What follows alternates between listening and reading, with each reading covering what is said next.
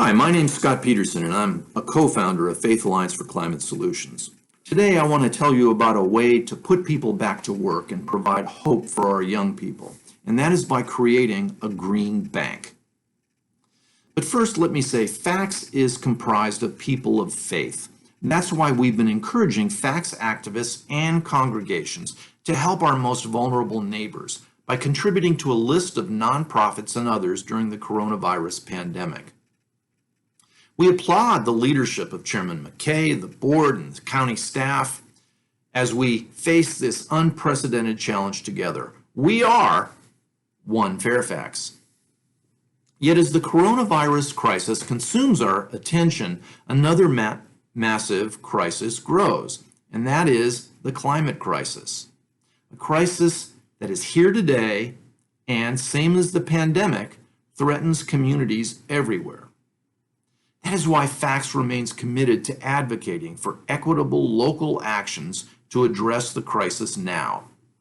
We recognize that you have listened to scientists to protect our community from the coronavirus. FACS urges you to listen to scientists who call for climate action with the same urgency. Thankfully, Fairfax County is regaining its leadership in climate and energy issues that was lost over the last decade. Community-wide Climate and Energy Plan, or CCAP, the Joint Environmental Task Force, or JET, and the new Office of Environmental Energy Coordination fills us with hope and gratitude. New laws in Virginia also provide new opportunities. The Solar Freedom Bill, the Clean Economy Act. So, as homeowners, owners of multifamily dwellings and small commercial buildings, as well as congregations, will now get to participate in the clean energy revolution, right? Well, maybe. The problem is there's no market yet in Fairfax County or Virginia for the growth of rooftop or community solar and small dollar energy efficiency projects. There's not enough financing for solar installers to scale up.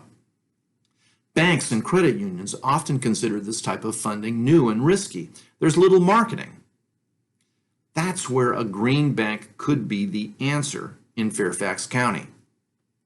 Green banks help renewable energy and energy efficiency markets grow larger and stronger. They drive clean energy investment from multiple sources and work with developers, investors, and others to identify projects to finance. They're not lenders, but serve as insurers of loans made by a credit union or banks. Ultimately, though, they create jobs. After all, there's no way to install a solar panel or upgrade the efficiency of a building without boots on the ground. Today, there are 15 green banks from Hawaii to Rhode Island. Washington, D.C. recently established a green bank. Montgomery County, Maryland established theirs in 2017. Anchorage, Alaska is close to a launch. Governments guide the creation of green banks and participate in governance through board memberships, and many are not funders. So you might be asking, what's the difference between a green bank and CPACE? In some geographies, green banks are the administrator of CPACE programs. In others, the lenders. So how much capital does a green bank need to start? About $3 to $4 million. But there are several different models of funding. Cleveland's Cuyahoga County is borrowing money from two local foundations at 1% interest.